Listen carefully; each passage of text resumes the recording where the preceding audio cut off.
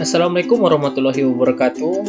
Pada video ini kami akan menampilkan tugas kelompok Latsar CPNS tahun 2021 PPSDM Regional Bandung Angkatan 31 kelompok 1 tentang analisis isu pandemi COVID-19, yang mana anggota kelompoknya terdiri dari saya, Dr. Rizky Hairi, saya, Doni Eka Putra, SPD. Saya Dr. Nurfalinda S. Kami peserta Latsar CPNS PPSDM Regional Bandung.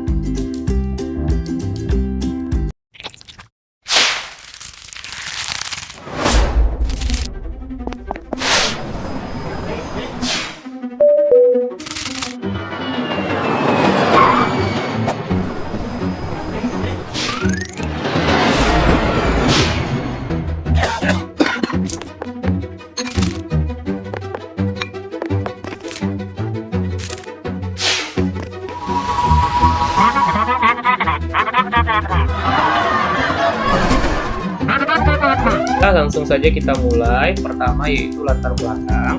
Menurut WHO, pada 1 Juli 2021, lebih dari 180 juta orang di seluruh dunia telah didiagnosa dengan coronavirus disease 2019, COVID-19, dan telah merenggut lebih dari 3,9 juta jiwa.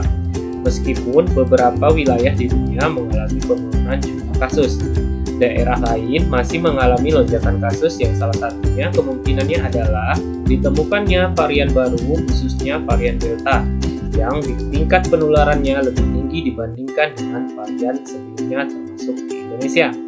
Dapat kita lihat di sini peta sebaran kasus COVID-19 di Indonesia. Selanjutnya kita akan mengidentifikasi isu tentang pandemi COVID-19 dengan 4 cara, yaitu pertama yaitu metode pentahelix, yaitu menganalisis isu yang ada sesuai topik.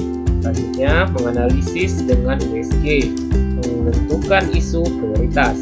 Selanjutnya fishbone, yaitu diagram sebab akibat, dan SWOT, yaitu alternatif yang ditentukan untuk mengatasi isu. Metode penelitian pentahelix, yang mana topiknya pandemi COVID-19. Ada beberapa isu yang kami temukan, yaitu masih tingginya angka pelanggaran prokes atau protokol kesehatan. Yang kedua, masih rendahnya angka cakupan vaksinasi COVID-19. Yang ketiga, pembelajaran jarak jauh yang kurang efektif.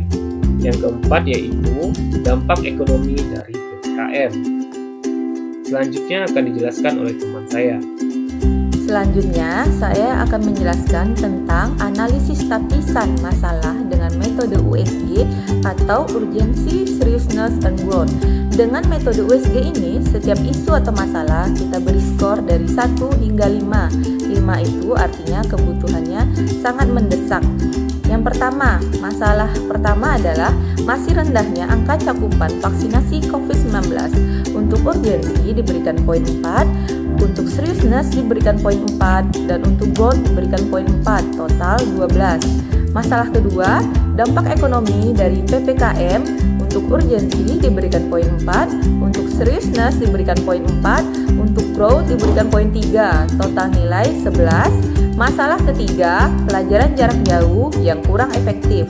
Untuk urgensi diberikan poin 3, untuk seriousness diberikan poin 3, dan untuk growth diberikan poin 3, total 9. Masalah terakhir yaitu masih tingginya angka pelanggaran protokol kesehatan. Untuk urgensi diberikan poin 4, untuk seriousness diberikan poin 3, dan untuk growth diberikan poin 3, total 10. Dari keempat masalah ini, total yang paling tinggi yaitu 12, yaitu pada masalah pertama, masih rendahnya angka cakupan vaksinasi COVID-19.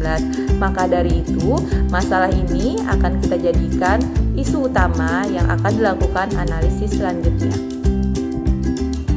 Analisis isu menggunakan metode fishbone. Setelah didapatkan masalah utama yaitu masih rendahnya angka cakupan vaksinasi COVID-19, maka dengan metode fishbone didapatkan beberapa faktor yang kemungkinan menyebabkan terjadinya masalah tersebut. Pertama, faktor manusia.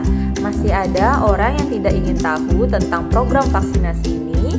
masih rendahnya pengetahuan tentang kesehatan, masih kurangnya kesadaran untuk hidup sehat, tidak percaya akan keamanan dan kehalalan vaksin COVID-19.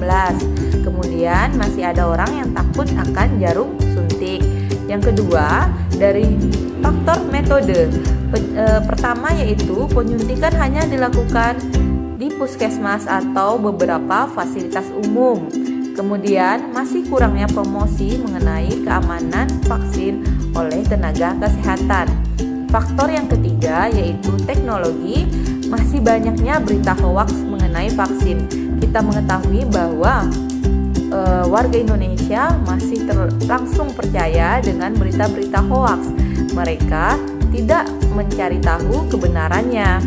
Yang kedua, susah untuk melakukan pendaftaran sebagai peserta vaksin.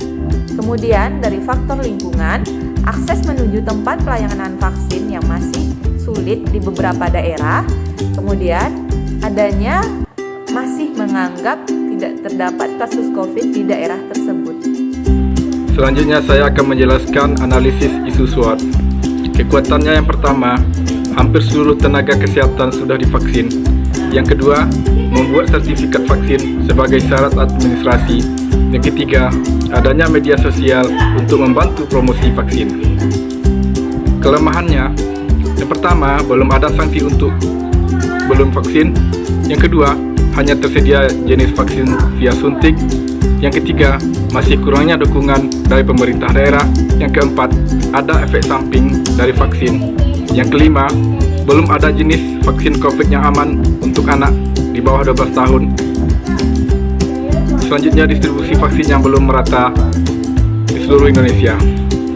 Sedangkan peluangnya, yang pertama, pelayanan vaksinasi terjangkau oleh seluruh elemen masyarakat. Yang kedua, membuka pelayanan vaksinasi setiap hari di fasilitas kesehatan. Yang ketiga, melakukan promosi vaksin dengan menerapkan protokol kesehatan. Sedangkan untuk ancamannya, yang pertama, lonjakan kasus COVID dikarenakan ada virus COVID ini dengan varian baru. Yang kedua, ekonomi bangsa yang tidak pulih. Kemudian, alternatif penyelesaian isunya yaitu masih rendahnya angka cakupan vaksinasi COVID-19. Penyebabnya, kurangnya pengetahuan masyarakat tentang vaksinasi. Alternatif penyelesaian yang pertama adalah melakukan sosialisasi tentang vaksinasi. Yang kedua, melibatkan pemerintah terkecil atau terendah yang dimulai dari RT RW sampai ke tingkat desa. Tahapan setiap alternatif, yang pertama, melakukan penyuluhan rutin tentang pentingnya dan efek samping vaksin. Yang kedua, melibatkan pihak selain kesehatan.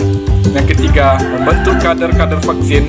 Yang keempat, membentuk atau memperluas cakupan pelayanan vaksinasi. Sedangkan hasil yang diharapkan, yang pertama, semua warga dapat memahami tentang pentingnya vaksin dan efek samping. Yang kedua, kader dapat memotivasi dan sebagai contoh bagi warganya.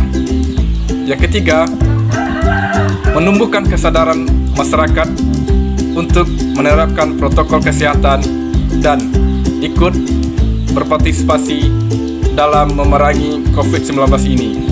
Yang keempat, telah tervaksinnya seluruh rakyat Indonesia sehingga terbentuk kekebalan kelompok. Sedangkan pihak-pihak yang terkait itu ada, yang pertama adalah pemerintah pusat, pemerintah daerah, ada puskesmas, seluruh petugas kesehatan, dan juga seluruh elemen masyarakat. Itu tadi paparan singkat kami tentang isu pandemik COVID-19. Terlebih dan terkurangnya kami mohon maaf. Assalamualaikum warahmatullahi wabarakatuh.